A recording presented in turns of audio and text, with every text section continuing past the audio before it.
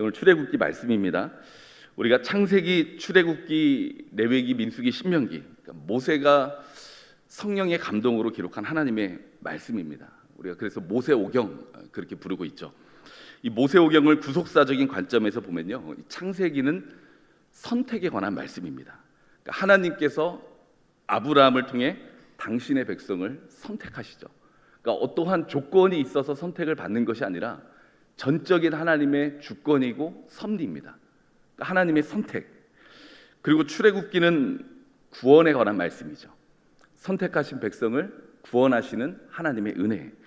애굽으로부터 구원하시고 약속의 땅으로 인도하시는 말씀. 그리고 이제 레위기는 제사에 관한 말씀이거든요. 제사에 관한 방법, 제도, 그런 말씀인데요. 단순히 어떤 제사의 방법만 가르쳐 주시는 말씀이 아니라, 그러니까 구원받은 하나님의 백성들이, 선택받고 구원받은 하나님의 백성들이 어떻게 거룩한 삶을 살아가야 될 것인지 거룩에 관한 말씀입니다. 그리고 이제 민수기는 선택받고 구원받고 거룩한 하나님의 백성들과 동행하시는 하나님의 은혜에 관한 말씀이죠. 그 척박한 광야에서 물도 없고 먹을 것도 없고 정말 아무것도 없는 그 광야에서 하나님이 먹이시고 입히시고 동행하시는 말씀. 그리고 이제 신명기는 약속의 땅 앞에서 다시 한번 복을 선포하시는 축복에 관한 말씀입니다. 그러니까 모세오경을 구속사적인 관점에서 보면 선택하시고 구원하시고 거룩하게 하시고 동행하시고 복 주시는, 그러니까 우리들의 이 믿음의 여정과 똑같습니다. 우리를 하나님이 선택해 주셨잖아요. 그리고 구원해 주셨죠. 우리 힘으로 거룩하게 된 게 아니라 하나님이 거룩하게 하셨어요. 그리고 거룩한 백성 삼아 주신 우리들과 동행해 주십니다. 그리고 날마다 복 주시고 복을 선언해 주시죠. 네, 이처럼 이 모세오경은 이 구속사적인 관점에서 보면 이렇게 볼 수 있는데요. 출애굽기는 구원에 관한 말씀이죠.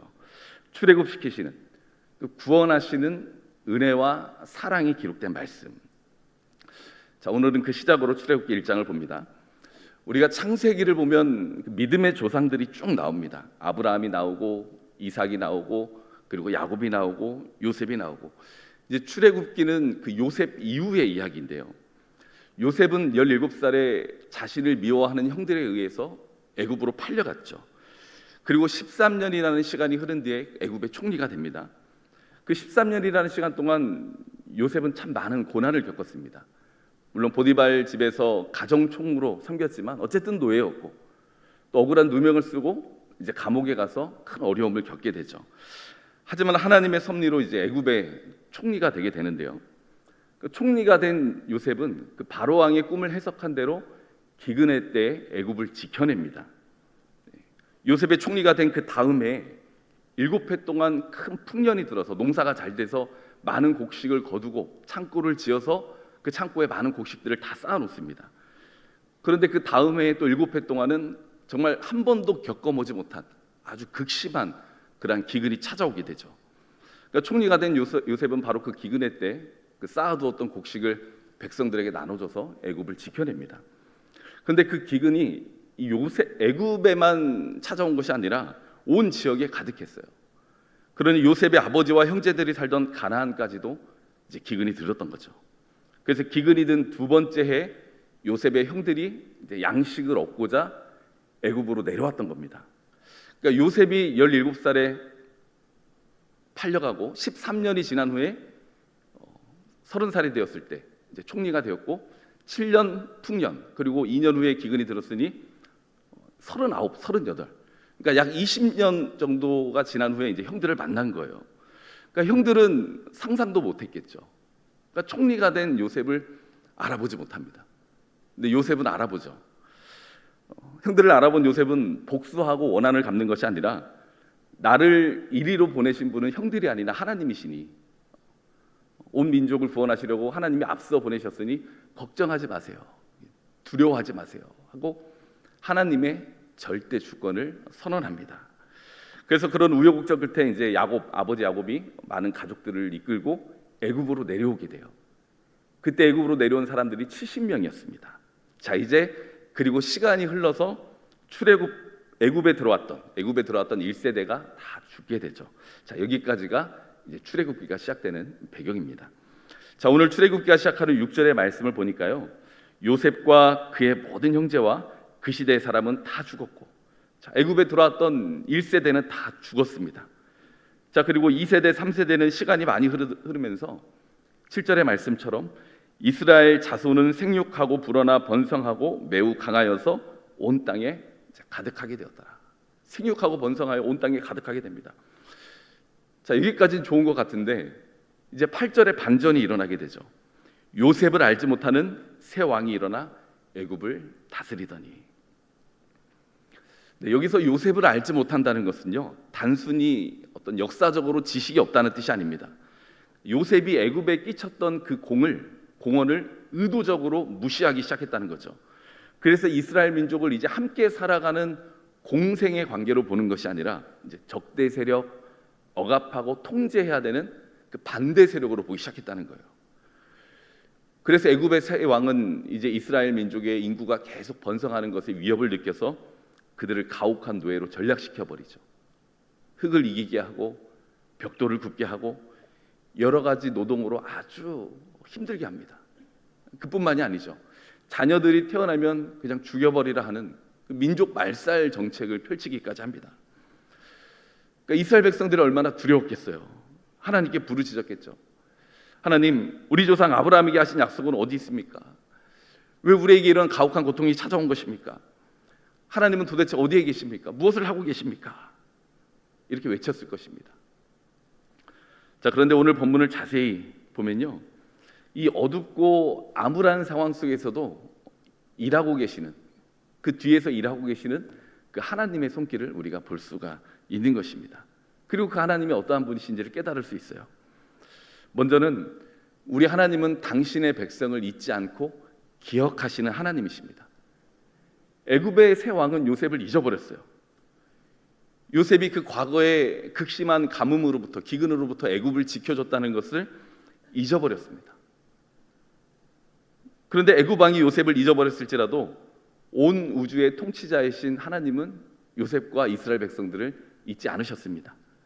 그렇게 괴롭히고 힘들게 해도 12절의 말씀을 보면요, 그러나 학대를 받을수록 더욱 번성하여 퍼져나가니 애굽 사람이 이스라엘 자손으로 말미암아 근심하여. 학대를 해도 더 퍼져나가는 거예요. 자, 이 말씀은요, 하나님께서 아브라함과 이삭에게 내 자손을 하늘의 별과 바다의 모래와 같이 번성하리라 하셨던 그 말씀을 이루어가는 과정입니다.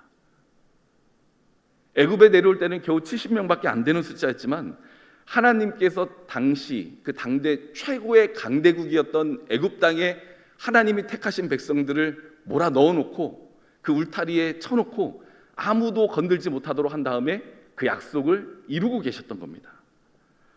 세상의 눈으로 보면 이스라엘 백성들은 고통받는 노예 집단에 불과했지만 하나님의 눈으로 보면 몇백 년 전에 아브라함에게 했던 약속을 지금 성취해 가고 있는 그러한 과정이었던 것이죠. 애굽의 왕은 요셉을 잊은 것 같지만 하나님은 결코 잊지 않고 계셨던 것입니다. 우리 사랑하는 성도 여러분, 사람은 우리를 잊고 세상은 우리를 잊을 수 있을지라도 하나님은 우리를 잊지 않으시고 당신의 약속을 이루어 가시는 신실하신 하나님이라는 것을 믿으시기를 바랍니다. 한 교수님의 간증이 기억이 나는데요, 그 교수님은 우리나라 최고의 학부를 나오셨어요. 아주 학력으로는 정말 최고의 엘리트 코스를 밟으셨습니다. 그리고 또 이름만 대면 모두가 다 아는 우리 교단의 아주 큰 대형 교회에서 부교육자 생활을 오랫동안 하셨어요. 이제 그러다가 유학을 가셨습니다. 그러니까 목회자가 겉으로 보기에는 갖춰야 될 그 스펙을 정말 모두 다 갖추셨어요. 그래서 이제 유학을 갈 때 많은 사람들이 그 목사님께 그랬답니다. 목사님, 유학 마치고 돌아올 때 꼭 나에게 연락을 주세요. 목회자를 하시든지 교수 자리를 하시든지 찾아주는 때가 많을 텐데 가장 먼저 저에게 연락을 주세요. 이런 말들을 들었대요. 물론 그 목사님은 이제 공부를 하려고 유학에 가는 그런 길이었지만 어쨌든 사람들이 그렇게 말을 해주니까 참 기분이 좋았다고 합니다. 그리고 몇 년 동안 정말 열심히 공부하고 아주 훌륭한 논문으로 이제 학위를 마치고 이제 한국으로 돌아왔어요. 한국으로 돌아오는 길에 비행기에서 아주 고민이 많았대요. 한국에 돌아가면 나를 목회자로 부르면 내가 목회를 해야 될까? 나를 교수로 부르면 내가 교수를 해야 될까? 그 수많은 사람들이 나를 부를 텐데 내가 어디로 가야 될까? 이제 이런 막 행복한 고민을 하고 비행기를 타고 이제 돌아왔던 거죠. 그리고 이제 한국에 와서 유학 마치고 돌아오면 꼭 연락하라고 했던 사람들에게 한 명 한 명 전화를 다 돌렸는데 돌아온 대답은 와, 공부하느라 정말 수고 많았습니다. 응원합니다. 끝. 근데 끝나버린 거예요. 그러니까 너무 당황스럽다는 거죠. 유학길에 오를 때는 학위만 받고 오면 수많은 곳에서 자신을 찾아줄 줄 알았는데 찾아주는 사람은 아무도 없었다고 합니다.